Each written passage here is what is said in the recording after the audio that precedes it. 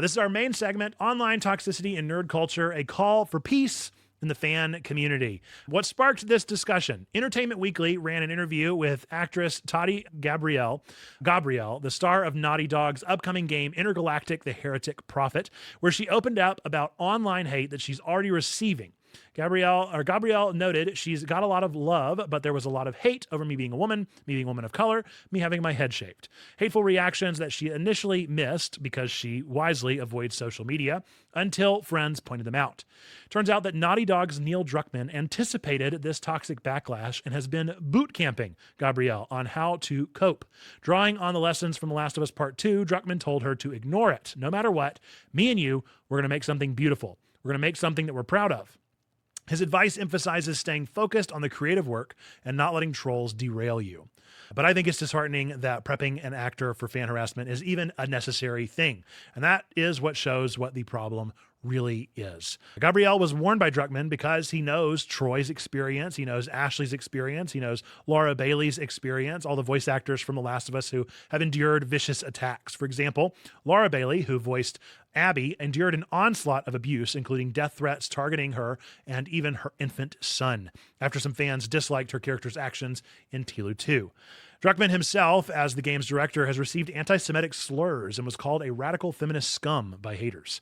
Naughty Dog publicly condemned these threats and urged fans to maintain constructive and compassionate discourse. Again, tragic that a statement like this even has to be made over a video game. This isn't about one game. It isn't about one actor. Toxic fan harassment has become a recurring stain across nerd culture. Let's broaden the view and see how widespread this issue is and who often finds themselves in the crosshairs. Unfortunately, we have an example in our beloved Star Wars, even in a galaxy far, far away. Some of you may recall the onslaught with the new trilogy. Star Wars actress Kelly Marie Tran was harassed off of social media after The Last Jedi. Trolls flooded her with racist, sexist comments for simply playing Rose Tico. She later revealed the abuse took her down a spiral of self-hate, making her start to believe the cruel things that were said about her. Another Star Wars actress, Daisy Ridley, left Instagram after toxic abuse. Moses Ingram, who plays Reva in Obi-Wan Kenobi, shared that she had received hundreds of abusive messages just after her character had debuted, much of it which was horrendously racist. Co-star Ewan McGregor even spoke up in that situation in her defense, telling fans, if you're sending her bullying messages, you're no Star Wars fan. There is no place for racism in this world. Of course, we remember John Boyega as well, Finn in the sequel trilogy, who got uproar and death threats saying black this and black that. You shouldn't be a stormtrooper. Treatment none of his co-stars had to endure. So it's heartbreaking that actors bringing diversity to franchises end up needing protection from the fans. And so Wizened, kind of a question for thought or even just an opportunity to weigh in on anything you've heard so far. What do you think it is that leads to people reacting with such anger towards things that they love? These are beloved franchises just trying to be more inclusive. What do you think it is that derails the train of thought so much? Well, I think a big part of it is that people will identify themselves with these characters or with these archetypes within these worlds.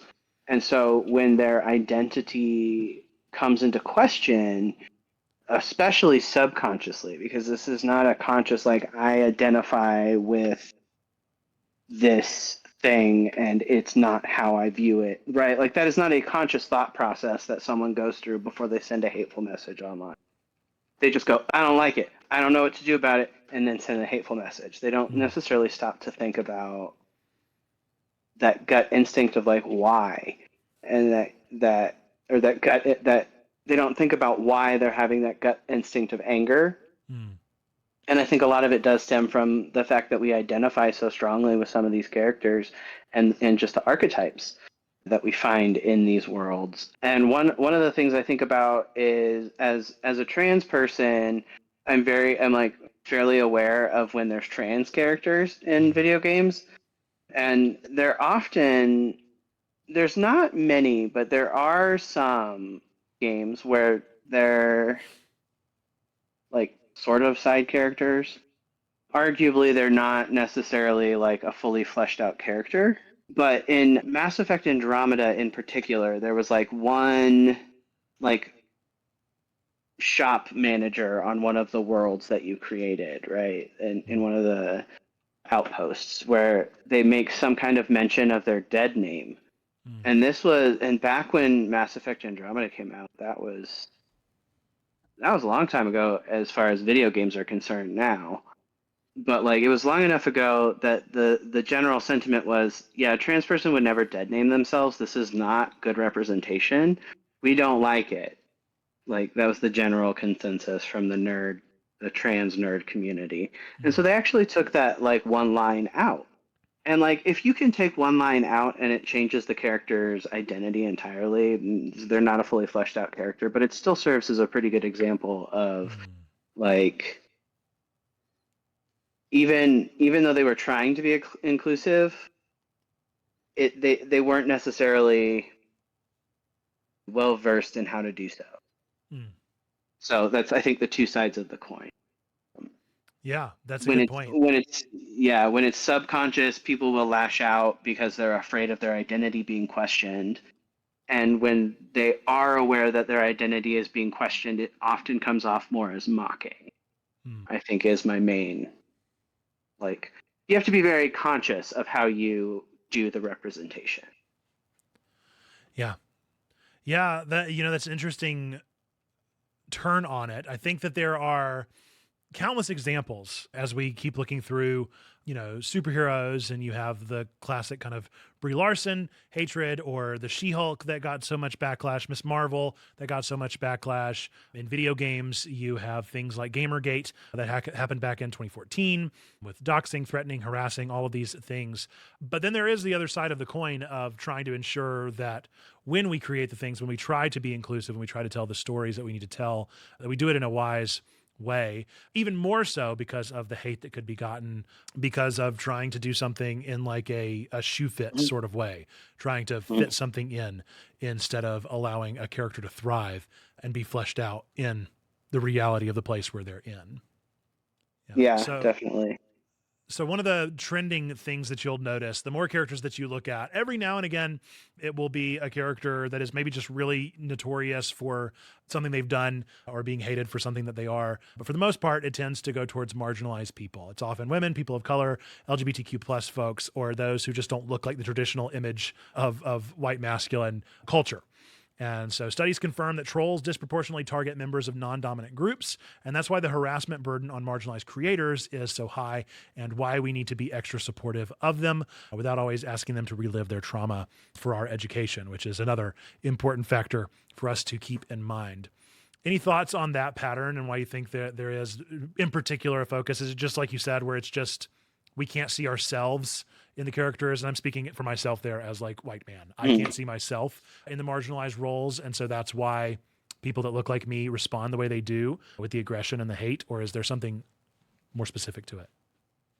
I think there's an underlying factor to it too, and it's how we socialize those that are being hateful. And more often than not, this is a question I would have is did these studies also look at who was posting the hate Hmm. and what demographic that was? And if there is a consistent, like, is it really white men, cis white men between the ages of 14 and 45, right? Hmm. 39, what have you, right? If it is that group, what are we teaching that group of people Hmm. that allows for this behavior to be deemed acceptable? Hmm. What are we as a society willing to put up with? What are we as a society willing to like sweep under the rug that allows for this behavior to continue? Yeah.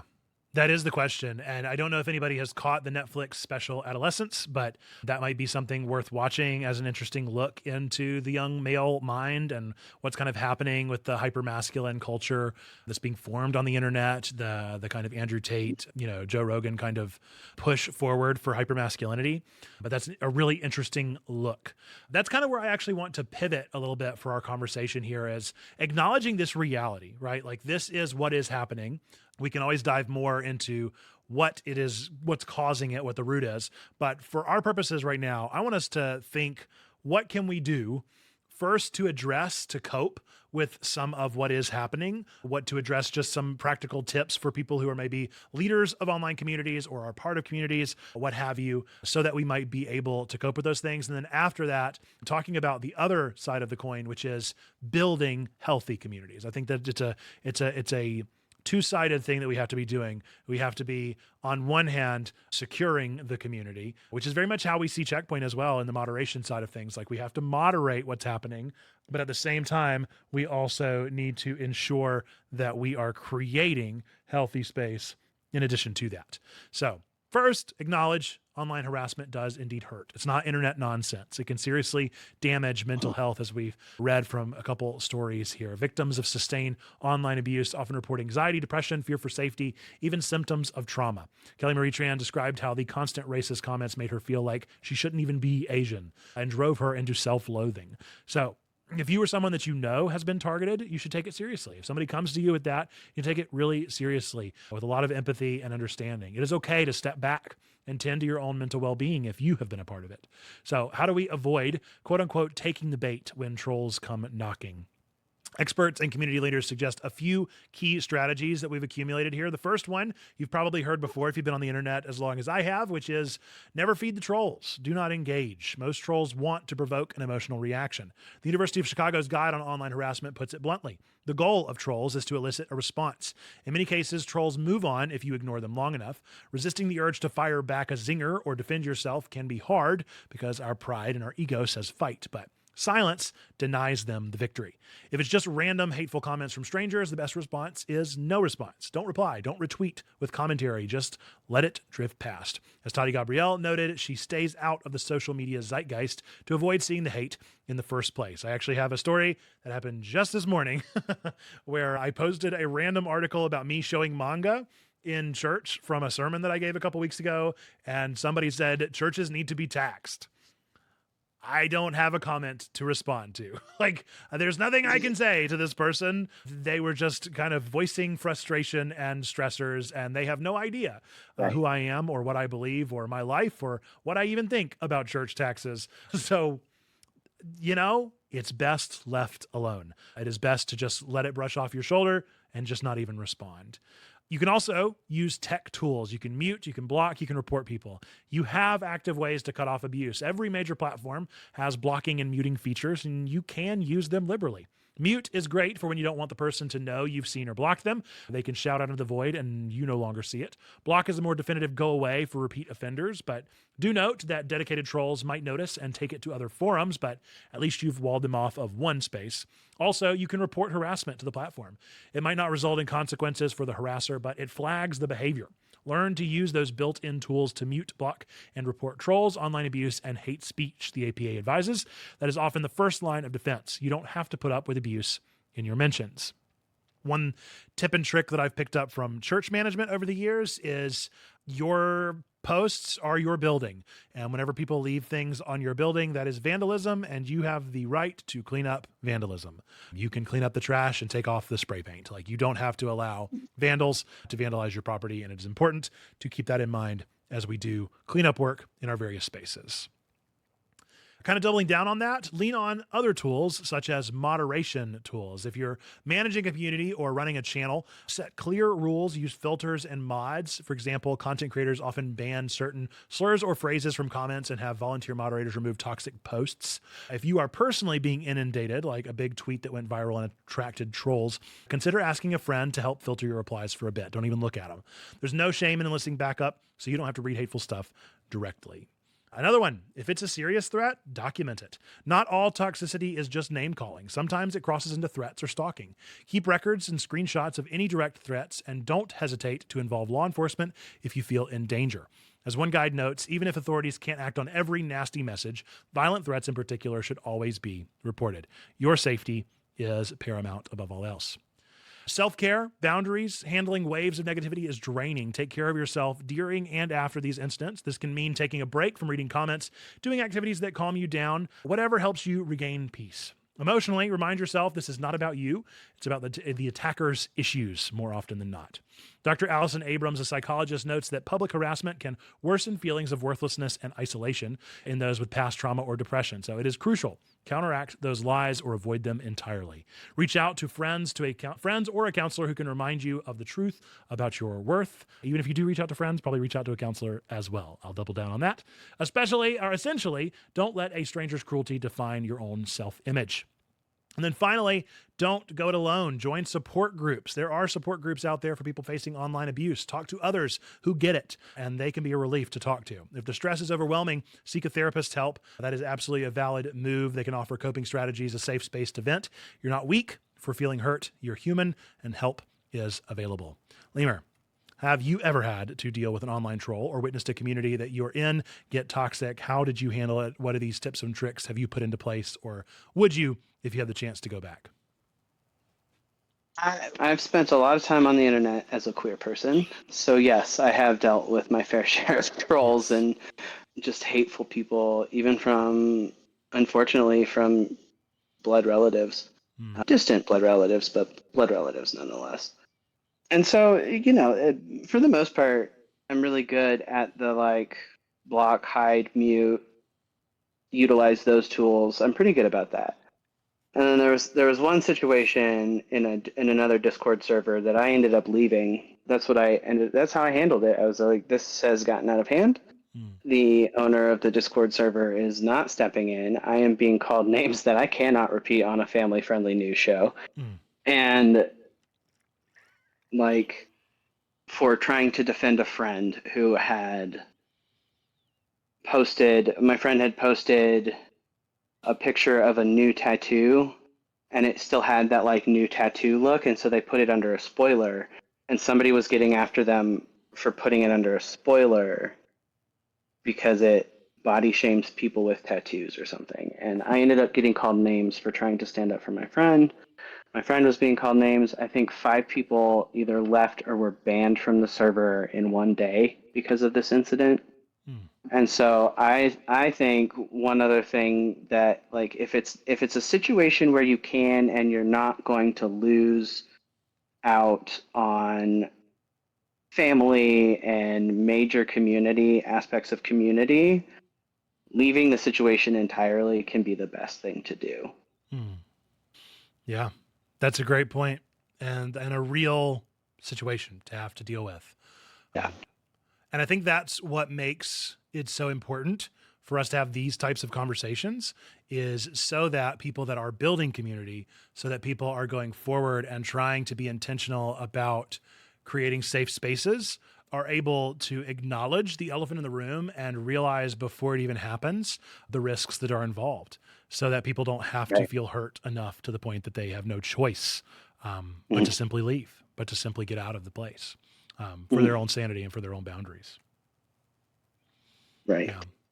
So with that in mind, let's think through ways that we as community builders, we as members of community, can help to foster healthy spaces, safe spaces. I did mention in the first one, right, ignoring the trolls, don't feed the trolls. But sometimes, even though that is sound advice, it doesn't mean that we can always ignore the problem. As community members, we can cultivate spaces that proactively discourage toxicity. For example, moderators in forums or discords can set a tone of respect and zero tolerance for hate, such as instant deletion of slurs, timeouts, bans, or personal attacks. Clear community guidelines and consistent enforcement go a long way. When users know that toxic behavior won't be given a megaphone, it tends to dissuade drive-by trolls. Think of it like keeping a garden. If you pull the weeds early, the flowers will grow. I've also found that sometimes looser rules. We have 3 rules at Checkpoint: to do good, do no harm, and strive to grow. And those are incredibly specific and also incredibly vague. They are very easy for us to, people know what they mean, but they don't have to be a list of 100 different rules. We can say, what you're doing is harmful. What you're doing is not good. What you're doing is showing that you do not have a growth mindset. And those 3 things apply to pretty much every harmful situation that you can think of. Another technique might be positive flooding. One powerful technique, especially for allies and bystanders, people that are in the community, is what I'm going to call here positive flooding. If you see a creator or a fellow fan getting piled on by negative commenters, you can drown out the hate with encouragement. Kind reply, an upvote, positive post, a supportive comment like, I love what you're doing, keep it up, can mean the world in that moment. Psychologists note that harassers lose power when they can't isolate their target. Targeting someone online is harder if there are more people speaking up collectively, explains psychologist Gordon Pennycook. When trolls see a community rally around someone, it is much harder for them to dominate the discourse. So be a person who speaks up in defense of the bullied, or even if not in defense, just in praise. Even a simple, I'm sorry you're dealing with, you don't deserve it, can counterbalance a lot of negativity in somebody's lives. This one is a loose one, and so I'll be careful with it, but moderating other spaces gently. What if it's not your comment section? The question might ask, how can viewers support comment sections that are not their own? If you are a digital bystander, you can do some things. One of the ones that I just mentioned, right? Amplify the good, upvote, provide positive comments, even if you don't engage, just kind of provide some calm correction at most.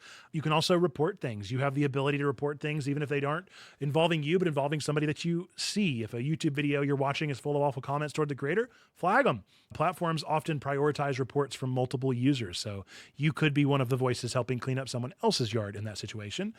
Another thing, and this is downright biblical, support the target privately. Sometimes a private message of support to the person who's harassed can mean more than a public fight, amplifying or continuing on the situation. Just letting them know, I saw what happened in that thread, it was not okay, thinking of you, appreciate you, can provide comfort.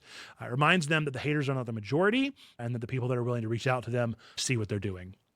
You could also create positive fan content if you're a fan of this community. If the discourse around a topic has gotten toxic, counter it by putting out your own positive posts, fan art, discussions. For example, let's say the star Kelly Marie Tran was harassed in Star Wars. Many fans did respond by sharing fan art of her character and messages of appreciation. Flooding the tag with love dilutes the impact of the hate. And you could also team up. Community defense on platforms like Reddit or Discord. If you notice someone being targeted, tag mods, rally others to help intervene. Trolls often back off when they see multiple people defending the victim. Like in online games, backup can turn the tide of battle. And then this is probably the most important one for what I say from a day-to-day pastoral aspect is to set the example. If you run a platform, if you're a member of a platform, if you're in day-to-day online interactions, model the behavior that you want to see. Don't post when you're angry. Avoid dogpiling, even if you are upset at something that you see. The more that we all practice measured, kind discourse online, the more we normalize it and marginalize the trolls' reactions. So can you think of a time, I guess you just told us one, of being a digital good Samaritan there, Wizened. So let's take it a step further then. And what advice would you give to anybody wanting to take a stand in a healthy way when they see toxicity in a community that they love online? You know, use that anonymity factor for good. Where if you think of it this way, if somebody's brave enough to put something crappy online, why are you not brave enough to put something nice on? And so use that anonymity factor for good and try and counterbalance some of that hateful anonymity that might get spread just because people are scared and angry. I absolutely agree. As we come to kind of the conclusion here, we're going to wrap up with an appeal to peace over anger. I find, like we started with, there was so much of the conversation that was driven by anger and rage. Toxicity often takes root in those. And so it's worth asking, why do these toxic backlashes happen? Often it's a fear of change, a sense of ownership over a story, or, like Wizen mentioned, personal insecurities projected outward because we don't see in the character what we used to see or see the people that we relate to. As geeks and as Christians, we are called to self-reflection. We are called to strive to grow. Is there a time we might have reacted angrily to a fandom controversy? Did we ever justify a rude post because we felt righteous about a game or a movie? It's really easy to slip into that negativity if we're not careful. The antidote is intentionally choosing a different path, and that path is the path of peace, grace, and empathy. This is our scriptural side of the show. The Bible has a lot to say about how we respond to conflict and hate. A gentle answer turns away wrath, but a harsh word stirs up anger, is Proverbs 15:1. In internet terms, this might mean not firing off a snarky comeback, but instead replying with gentleness. Jesus teaches, "Blessed are the peacemakers, they will be called children of God." peacemakers, not peace lovers. These are people who are making peace, which sometimes means diffusing tension in a heated comment thread or reaching out to someone who's lashing out and offering up some understanding. And then you could be a person of grace. Our faith tells us that grace, unmerited love, and kindness, or loving kindness, can transform hearts. In practice, showing grace online could look like not retaliating when someone spews venom your way. It could even mean considering what pain that troll might be carrying. Empathy is a huge crux here. Hurt people hurt people. Without excusing bad behavior, we can pity the troll more than hate them. We can love our enemies, and as Jesus says, pray for those who persecute you.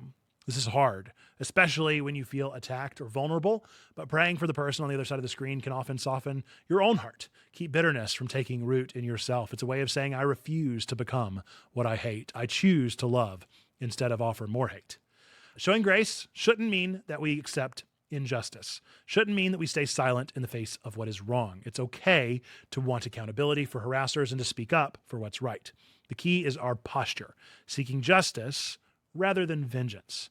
The Apostle Paul writes in Romans, do not be overcome by evil, but overcome evil with good. In our context, that might mean instead of a revenge campaign against toxic fans, which just continues that cycle, we overwhelm their hate with goodness, inclusive messages, support, positive creativity. It also means not letting ourselves be consumed by anger. In the book of James, it reminds us to be slow to become angry because human anger does not produce the righteousness that God desires. We can righteously call out bad behavior while still coming from a place of love and patience. It's difficult to not turn to the words of Dr. Martin Luther King anytime we consider thoughts of justice and hate and love. In his famous words, returning hate for hate multiplies hate. Darkness cannot drive out darkness. Only light can do that. Hate cannot drive out hate. Only love can do that. In nerd terms, if our fandoms are suffering from a darkness of toxic anger, we cannot drive it out by hating the haters or fighting fire with fire. Only love, only light can ultimately drive it out. And we are called to be that light, to counteract the anger with empathy, to answer cursing with blessing. And this is where the ministry of places like Checkpoint Church does shine. We can take these geek culture moments and frame it in a better way forward. Instead of rage clicking and ranting, we can lead by example, hosting conversations just like this one that are honest but kind, creating fan content that celebrates rather than gatekeeps, and making everyone feel welcome at the table or the comments section or the Discord server. It is a form of peacemaking that our nerdy world deeply needs. As followers of Christ, each of us can ask, how can I be a bit of shalom, a bit of peace to the chaos of the internet? Maybe it's as simple as refusing to engage in flame wars or politely saying, let's keep it respectful when a discussion derails. Maybe it's forgiving someone who lashed out at you in the game lobby, not holding a grudge. These little choices that we make, they add up and they matter. And to anyone out there who has been burned by online toxicity, we see you and you're not alone. There are good people in these communities, and I would argue they are the majority. For every loud troll, there are dozens of quiet fans who are positive and supportive. So don't let the loudest voices define your experience in this mission field that we call the internet. Instead, we commit to making the supportive voices louder. That's called platforming. In the end, we do this because of our core conviction that every person is made in the image of God, the Imago Dei, deserving of love and dignity, and that includes the troll behind the keyboard. That perspective will change how we respond when we take it seriously. It allows us to break the cycle of anger and empowers us to replace toxicity with positivity, echoing Romans 12:18. If it is possible, as far as it depends on you, live at peace with everyone. We cannot control everyone's behavior, but we can control ours. And for me, I will be choosing peace. Any final words of wisdom here for us, Wizen, before we wrap up? Well, I had some, and then you asked me. There was a point I was going to, find your people. Your people are going to be the ones that aren't hating on strangers online. Right? Like, the more you find your people, the more support you're going to get in general. But as far as geeky analogy about light overcoming, oh man, well, my favorite one is probably Harry Potter, which is so ironic. But just the concept of the whole end of that storyline for Harry Potter is, yeah. There's always something worth fighting for. There's always something good even in somebody who is trying their hardest to bring you down. Hmm. And that's a really hard thing to remember. Like there were times when I almost cut off family members, and I'm glad that I didn't, because eventually they did come around to things about my identity. Are those relationships the way they were? No, they're never going to be the way they were, but they're better. And it was because I kept that door open and I didn't shut it off and leave my journey in the dark, if that makes sense. It definitely makes sense, and it's an important reminder. I think it gets down to that point about the Imago Dei and the image of God being something that we have to keep in mind, and that it's not an easy call. It's not an easy call. It's not an easy life. It's not easy to pursue. And while we're building boundaries and while we're doing all that we can to protect ourselves and take it seriously, works of justice and all that, yeah, it is also equally important that we maintain the calling placed upon our life to do what we can. Yeah. But that doesn't make it any easier. And so it's important, again, that we're having conversations just like this one so that we can address these things and strive to grow, become something more, be better tomorrow than we have been today, grow more in our relationship with God and with one another so that we can do all the good that we can, right? Yeah. Yeah. And in that vein, I did remember what I was going to say, and it was going to be stay curious. Be asking questions instead of jumping to conclusions, and stay curious about why people believe things the way and why do they believe the things that they do. And that'll help diffuse a lot of situations and conversations once they get tense. And once you start talking past each other, you need to kind of take a step back and get back in a curious mindset of why do you believe this? Yeah.